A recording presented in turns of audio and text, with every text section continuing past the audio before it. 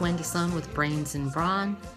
Recently, I traveled to Arizona and then I went up to Sedona and met with a healer. His name is Larry Secor, and I had a wonderful interview with him. And I just want you to listen to this and enjoy. He has a lot of interesting things to say about his spiritual journey and how he maneuvered from being an alcoholic to a healer. I was born with a cupped hand, and it was operated on several times when I was a youngster, but it always returned to the same shape. Like what does this. that mean? What have you given reason to? Okay, well, early on as a child, I kind of hid it, and didn't want people to know about it. Later on, I read a book, and it was talking about the ancients, and it said the sign of the teacher was the cupped hand. Because it represented the ancient one sitting at the mouth of the cave, calling in the students. And after I had that, changed my perception. And also, I never liked my name, Larry John Secor. I tried to change it. I took a Buddhist name in 2005. Nobody would call me Karma. And I finally did the numerology on it, and I found out that all the vowels add up to 6, the sign of the teacher. All the consonants add up to 6, the sign of the teacher. And my birthday is the number 33, the sign of the master teacher. So evidently my mother knew something that I hadn't realized, and my whole life is about that. And the thing with being a teacher is you need to teach from experience or from the heart. Mm-hmm. And in this lifetime, I kind of stepped into the life of excess. And can you mention on camera? You said that it was a lifetime. The right hand and the left hand. What was that again? Wow, the right hand path is the path of right action. The left-hand path is the one that's filled with lessons, the one where you need to overcome. And I was a drug addict, alcoholic. I had 9 felony convictions for drugs. I spent many years in prison and was in D Block Yard for the Attica Uprising. And I have come out of that whole situation. Yeah, how did you untangle yourself, or was it a decision? I got clean and sober when I was 43 years old, and that's a story unto itself. And I've been associated with Alcoholics Anonymous for 27 years, and in the process of going through their steps, I had many awakenings where I realized the truth. And in my life, I've taken the concepts that they've given me, and I've turned them into real life action. And by doing that, I've been able to overcome a lot of installed belief systems that either came from my parents or from well-meaning friends or society. Also, through all the trauma that I've had in my lifetime, I literally had to overcome all of these obstacles to help me stop self-sabotaging myself. And this was the most difficult. And I literally spent 18 months with a psychologist doing a year-by-year analysis of my life, and she brought stuff out of me, all kinds of physical, sexual abuse as a child. My mother married 5 times, so there was succession of, and my mother was the alcoholic, so there was succession of the men in her life were continually were more addicted. I had more bizarre behavior, and I constantly moved as a child. I went to 13 different schools before I graduated from high school. So you didn't have much stability at all. There was no stability at all, and I found my refuge, and and marijuana and LSD, and I was part of the the hippie generation, and went to Woodstock, and went to Monterey. There was, and for a while that was good for me. I mean, it really helped me forget what my life had been So all those about. the chemicals and were soothing for you at that time. Well, especially the psychedelics. The psychedelics broke down the installed belief systems that I had. I see. I mean, I was able to see the truth for the first time as I was doing this, and it's funny. The guy who gave me my Buddhist name was a Lama, Lama Nidal, and I went to South Beach to talk to him, and he did a lecture on modern Buddhism, and he talked about his drug experience and how he did all these psychedelics. He ended up in India, and finally ended up, completely broke, destitute, at the doors of a Buddhist monastery in Nepal. Mm-hmm. And he actually knocked on the door.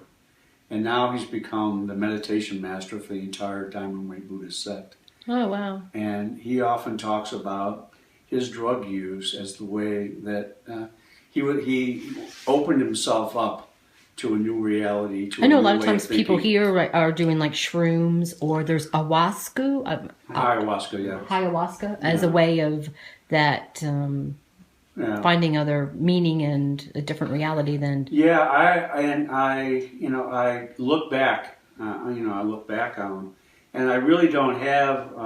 There's some things I regret, and especially when it comes to my relationships and family and all that. Mm-hmm. But I don't regret anything I did, because I certainly wouldn't be where I am today without having done all of that, And as a healer and hypnotist, I've seen so many people that have come through traumatic things, sexual exploitation, and all sorts of things, and and where they are today after a healing period. So, they're the most compassionate of people. So here I am now, a healer and a teacher. Right. And people identify with me. There's nothing that's happened to them that hasn't happened to me, and I can tell my story. And I speak the language of the heart. It means that because this is my truth, this is my experience, and when I speak, my words have weight. Mm-hmm. And people understand. They feel me. They know that I've experienced something similar to their own, and I've found a way up and out of it. And that's why I've been able to connect with so many people, and why a lot of people say that I've been kind of a gateway for them, where they've come to see me and worked with me for a while, and then gone off, and their life has completely changed. Mm-hmm. And what is the process like? What are the steps, or when you help somebody that is trying to come out of addictions?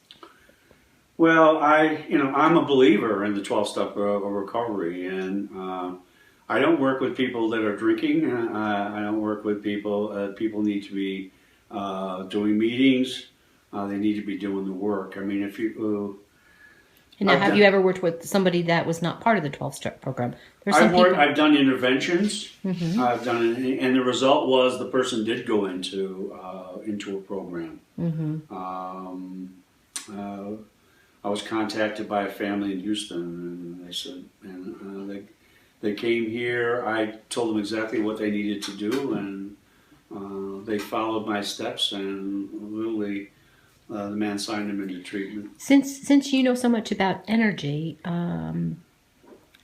is it possible that there are some people that going to meetings triggers? It's going over and over against and hearing stories of abuse or stories of them abusing alcohol, drinking, and isn't there some people that are wired weird that it will keep them in that same vibe of triggering? They're going to the wrong meetings.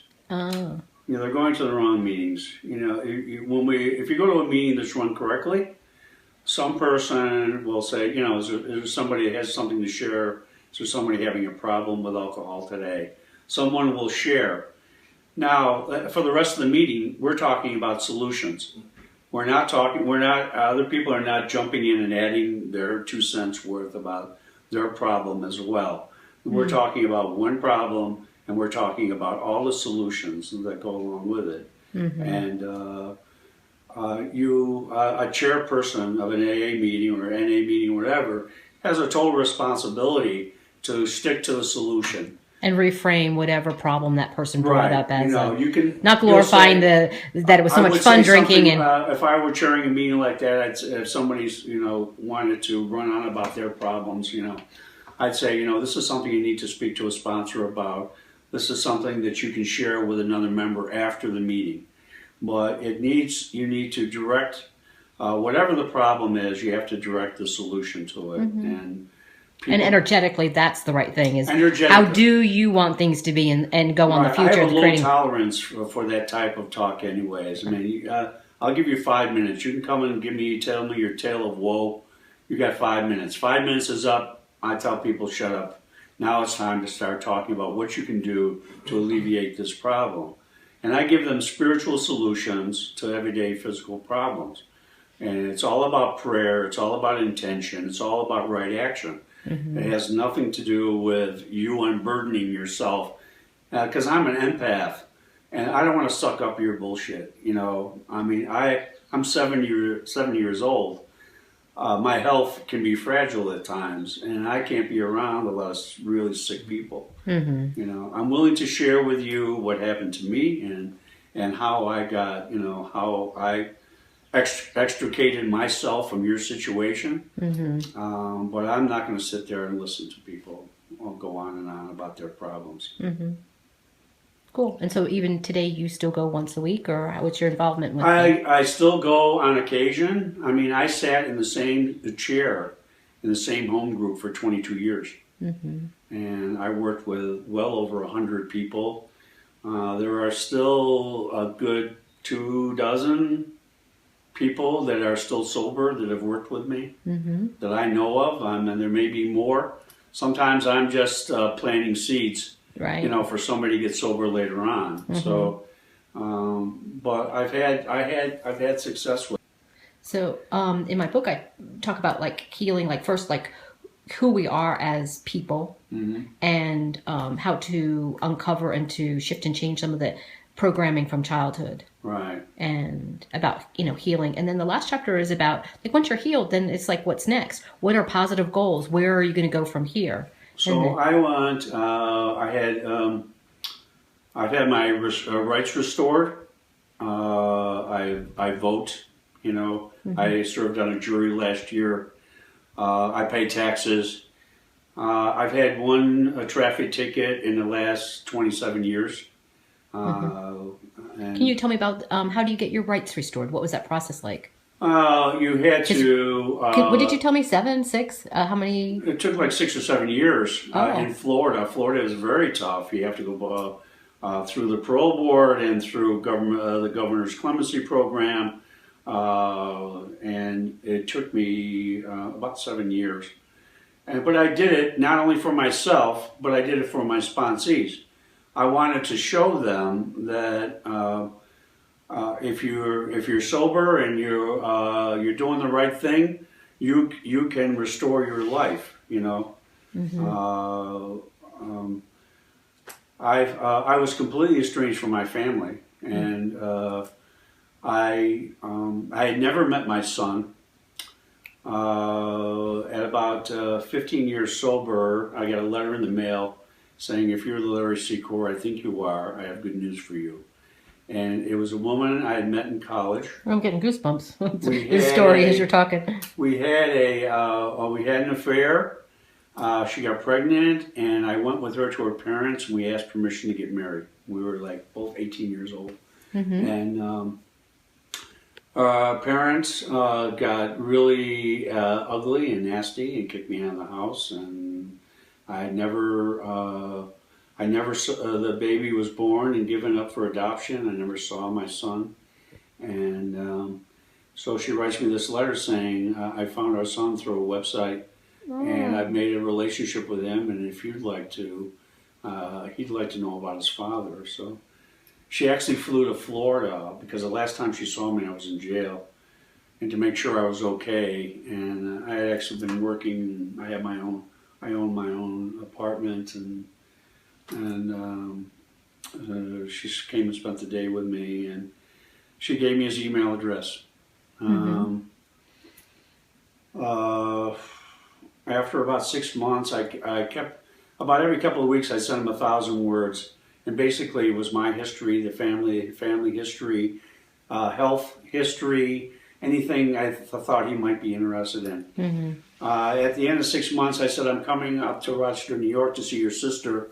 Could I possibly have lunch with you? And he said, no, you have to come to my house, bring my sister, and meet my new family and all this. And so it was a really great occasion. I was an instant grandfather because they just, my son and daughter-in-law just had a baby. And today I have a relationship with both my children and my grandchildren. And I go and spend, like 2 weeks to a month in Florida, in New York every summer. I did, for the first time, I was with both of them at Christmas in Florida this year. We all met in Florida and did Christmas there. So I restored I found my three sisters.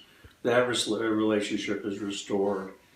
So I used to go into prisons and speak. I did a 1.5-year commitment in a prison with sentenced prisoners, and actually, I'm still on parole at the time, and I was like the first parolee that they allowed into the Florida State prison system. I see. And literally, I would talk about finding my children, and people would cry, and literally, the amount of people that have lost family and everything. And there's so much shame and guilt. So much shame and guilt. And for me to tell them, hey, I was an alcoholic addict. I came out, I got sober, I did the right thing, and my children were restored to me. And that, hopefully gave people hope that was possible. And I saw grown men cry when I told that part of my story. Yeah. So... I'm not sure what else you want to know.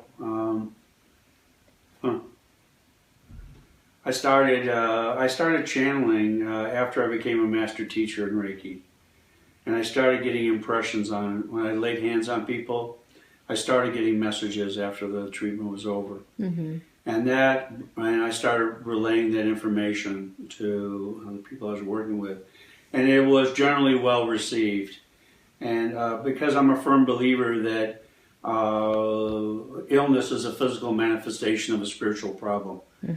And being able to connect on a spiritual level with my clients was very important.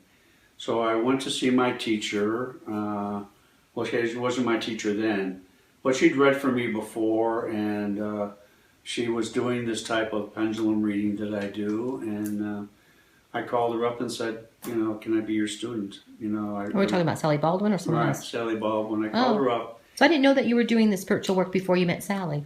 Right, and she said, let me think about it. 8 months later, she calls me up and said, if you've got a month to devote to me and this process, I'll teach you how. And I literally went, and after about 2 weeks, I got my first message.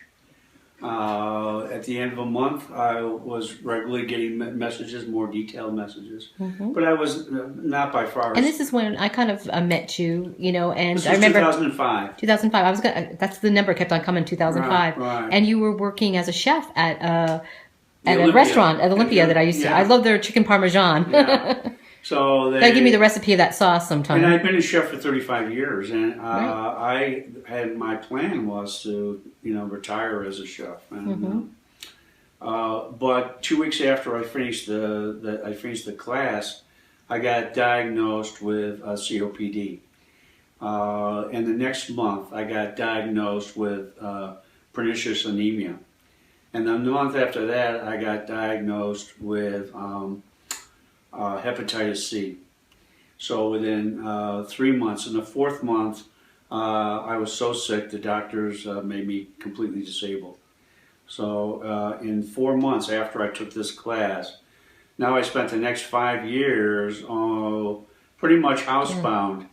And this is when I started working on my channeling. Right. I remember you were teaching some classes at your house. Remember? And I started having breakthroughs. And do you think though, like the channeling, was it even though you stopped drinking and you were in a healthy lifestyle, that there was still, it was like uncovering like an onion or a flower, that there was more stuff coming up from past karmas and all that kind of stuff? Is that what it was? Well, I believe I needed to finish my karmic experiences in this lifetime. I believe in shared karmic experience, which means that in one life I'm the father, you're the daughter. In succeeding life, you're the father and I'm the daughter. And we share that dynamic of father and daughter from both directions. We get to we get to go through a scenario, but from both directions. You could be persecutor and victim. You could be loved and unloved. You know, it could be all these things.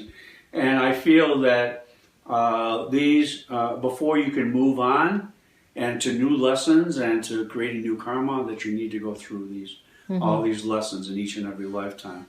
So I was literally finishing. This left-hand path was all about me finishing all the karmic stuff I needed to do. And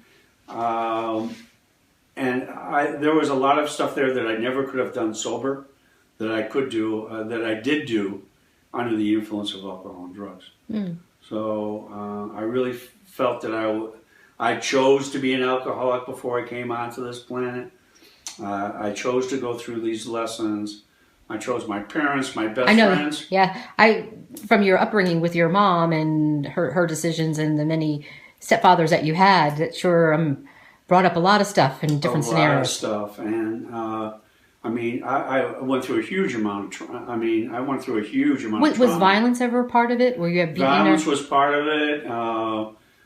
I mean, there was death and dying, and I was beaten severely. I mean, after the Attica riots, I went through that gauntlet they talk about. I'll have to do some research. I was protected and sheltered as a child. They photographed me in front of the McKay Commission, came through the prison, and literally took pictures of me because I was black and blue from my chin to my knees. I ran through a gauntlet of 50 state troopers with riot batons, naked, as they were beating me. Oh my. And then when I got to the end of the gauntlet, the brother of the man who was killed, the guard, one of the officers that was killed, was standing there with a pickaxe handle. And beat me at the end. And then I spent 3 days naked in a cell. And were you guilty of, did you do the crime? No. I didn't do anything other than everyone that was in that yard went through that. I was not the only one. So they punished everybody collectively? Collectively, yeah. They collectively.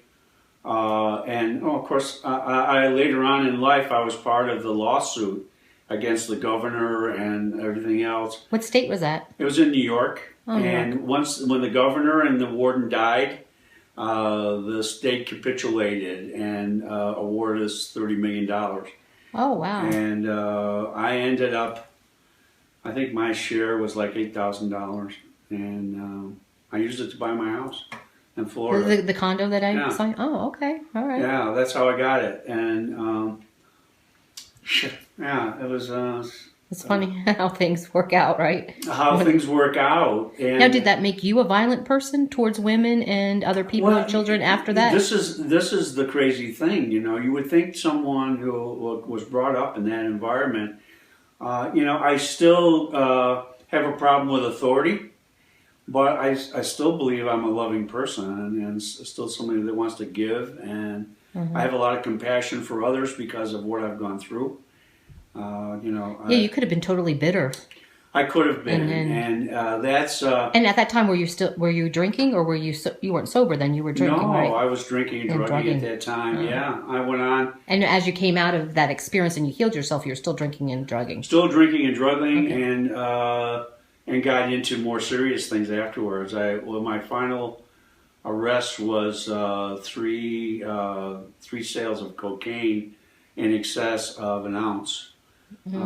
So they all carried 15 years to life. Wow. And in your body, what does cocaine feel like? It's accelerants, you know. It also is uplifting at some point.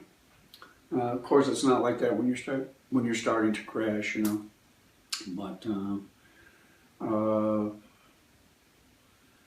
yeah, it's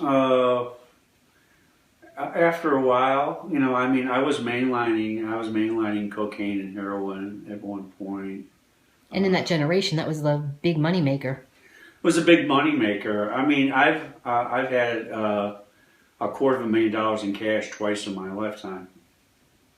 So I mean, I ran a network of over 24 dealers. Mm-hmm. So I went right to the top. I mean, I went to Mexico. I did all. What was it? I forget the movie, the Denzel Washington, American something. Yeah. He kind of went to the source too. Yeah, I went back in the city. So you were a priest of a different type of community in the way. I was a leader in that kind of whole movement. Right. And I'm probably one of the first people to wear bell bottoms in my city. Mm-hmm. I used to walk down the street smoking a joint, and nobody knew what the hell it was. You know, back in '63, '64, back in those days, nobody knew what I would know. Nobody really knew what we were doing in those days. Mm-hmm. Yeah. So. And did you ever come across government or military involvement in some of the drug? I don't know if it's something you want to put on camera or not. Well, I'll say that my Mexican supplier was an American general's family. Okay. That had moved to that neck of the woods near Guadalajara. So that was kind of like where I lived. I lived down there for over a year. And that's so funny because Mike's family, his dad, that's where actually Tony, Mike's brother, was born in Guadalajara. And Mike does talk about his dad running guns for the government and drugs and pedophilia materials and all that kind of stuff. I was into all kinds of smuggling, going both ways. Yeah. Going both, you know, bringing stuff into Mexico and taking stuff out. Yeah. And we worked with backpackers. There's a group of military veterans. I lived in Topanga Canyon at the time. Oh, I know that. Up by LA, right? I lived up on Observation Drive. Okay. In Topanga Canyon. I filmed belly dancing. And we used to have veterans, Vietnam vets, used to walk this stuff across in backpacks across the desert. And we drop stuff off right before the Mexican border. They carry it across in backpacks, and then we pick them up in parks on the other side. That's how we did it back in the '60s. You could walk right across. Walk right across the border. It just makes me think that there's a connection between your dealings back then and Mike's family. Well, I was in with a lot of even celebrities in Los Angeles at the time. Right. His grandfather owned a restaurant in Las Vegas. Right. That's where they lived, and I lived in Ajijic. I lived in Ajijic. I lived in a compound with 16-foot walls around it. So did you make enemies of people, or like how were you able to extricate yourself even from the danger of people wanting to get you later? I had a bodyguard, someone I met who was a military guy who came out of Vietnam, and he. I bought him a 9mm automatic for Christmas, you know, and literally he traveled with me for several years all through Mexico, and without his presence, I probably wouldn't be able to do what I was doing, because literally the people that came to me were carrying guns and were certainly capable of taking my money and running off with it, but I did have a great connection. In Mexico, and it really kind of paved the way for me.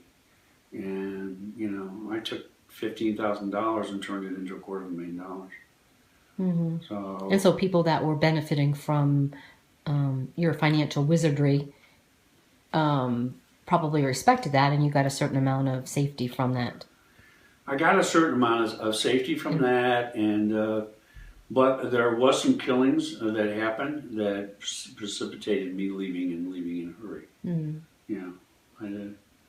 There was someone who was bringing something to me that was waylaid on the side of the road, and they were all executed. And that was like I was on a plane the next day. You know, And what year was that? Was it in the 60s? Yeah, 69. 68, 69 is when I was in Mexico. So tell me about what you're doing right now. Well, right now I read and do Reiki 3 days a week, part time. Mm-hmm. I've been working for the same family for 5 years. Okay. They're the education wing of the International Center for Reiki Training, William Rand's organization. So I work for William Rand. Okay, I work for Okay. Laurel Gaia and her husband Michael Baird, and I've been doing that for quite some time. But I found that doing readings in Reiki wasn't going to pay my bills, and so I kind of switched gears, and I started an aromatherapy company and working with essential oil blends and crystal elixirs, and then I took my interest in crystals and gemstones and turned that into a jewelry business, and all of which has become successful. And I think that I continue to do my reading in Reiki at the center as a kind of like my stability, or what has structure in my life.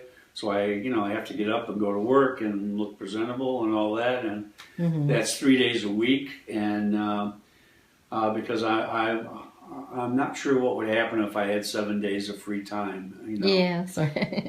So I know with me, too much free time, it would create a little bit of a depression in me. Right. I've gone through ups and downs in my life of completing projects, and I like being busy. I like 3 days a week is good. That's perfect for me. And I have off every weekend, so that means I can travel. And then you can do your shows. I do my shows, and the Gem and Mineral shows. I belong to 2 Gem and Mineral clubs, wow. Mingus Mountain and Sedona, and I go there. I mean, they have lectures, they have raffles, they have auctions. I can take my stuff there for sale. So there's and I meet and network with a great many people, and both of these clubs have really nice gem shows, and so I'm represented in their shows, and that also gives me an in other gem and mineral clubs around the state, and so I'm in about 12 different shows a year. Nice. Yeah. It seems like you left the priesthood of the drug world and became the priesthood of the aromatherapy and gem world. And yeah, and I've taken the same skills I had, in that kind of dark world I was in, and I've applied them, to something I think is beneficial for others. I'm sort of I have a repetitive mind, like of a problem solver. Okay. I mean, I played chess 5 moves ahead. I played duplicate bridge, and I played for 8 years in the top 10% of my club. So I have a kind of mind that is always kind of looking for solutions. So I'm always trying to challenge myself. I just had a little creative period last week where a lot of creative energy was flowing through me. I designed 12 new astrology blends and 5 new sprays. Oh, cool. And I literally was working on it 15 hours a day. And I just got into a zone and literally designed them. I'm designing the labels, the bottles, everything is all done. Kind of remind me a little bit of Edison.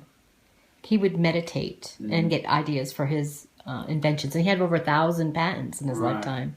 Well, it comes to me, I think that's, we talked about the artisan as an essence twin. Yes. And I think every once in a while she sends me a blast. Uh-huh. And I've now become the opportunist and know when this is starting to happen that this is the time I need to bring my focus into creating new things. And Today's kind of the last day as we're moving into retrogrades today, and so I think what I've done is I planted the seeds for all of this before we actually went into retrograde, and that was my plan, was to have everything designed before I went in, so that I could start working on it, like getting all the materials necessary to move forward with again. So is there anything else as we conclude, anything else that you want to share about life or yourself or the planet or going forward? Right. Well, I think as far as the planet's concerned, I believe in healing crisis. And I think what's happening in these days is everything that's no longer serving the earth is coming to the surface to be healed by the light of day. And I think we can expect more of this, more bad behavior, more exposés, more hypocrisy being revealed. I don't think anything is going to be able to be hidden. And I think this is all process of the healing of the earth. I believe in the 12-12-12 theory of where we're coming into the alignment with the central sun, where waves of divine feminine are now approaching the earth, moving us towards total integration. We've had 5,000 years of a paternal world. Now, before that, we had 5,000 years of a maternal world. Now we're going to bring the maternal and the paternal together, the yin and yang. In Sanskrit, they have a word for it. It's called karuna. Karuna. It means compassionate action. And we're bringing the action goal or energy of the male and the compassionate, healing, nurturing energy of the female, and we're bringing them together in unison. So now, personally, are you dating anybody? Am I dating anyone? Or what's your love like? Is that too personal? Wow. How do you practice that? How do you get to merge your... Actually, it's very difficult for me because I have a policy about I don't date the people I read for or my students. That's a matter of ethics, Right. And I found a lot of really attractive women that may be into me, and I've kind of had to put that aside. I've checked in with my guides with all of this. They was telling me this is the year that there's someone coming, and I kind of listen to them, and I feel like whenever I go out and try to do something, it usually doesn't work for me. If I put myself in a position to receive, that's when things come to me. So this is a year of just being an observer and see if there's anything good that comes around. Yeah, and I'm kind of I've learned to love myself and to be okay with being by myself. And it seems like you have a full life. And for the work I try to do, I need solitude. I need to be able to rest and restore, to find that silence, so I'm okay with it. I'm definitely okay with it. I mean, I've had my share of love and romance in my lifetime, but I would like a partner. I mean, I have certain health issues. I like to find somebody who would like to travel with me. Would like to do the shows with me, somebody that has an interest in gemstones and essential oils or energy or reading or something like that. Because I think the next person would have to be a peer. We'd have someone vibrating at a similar frequency. Because I have somebody in mind for you, actually. I'm kind of done with the, trying to... And she loves crystals. Trying to heal people, She just needs to untangle herself from a relationship that really doesn't serve her. Right. And she's almost there. Almost. Well, I'm patient. I'm definitely patient. Well, thank you very much. Well, thank you.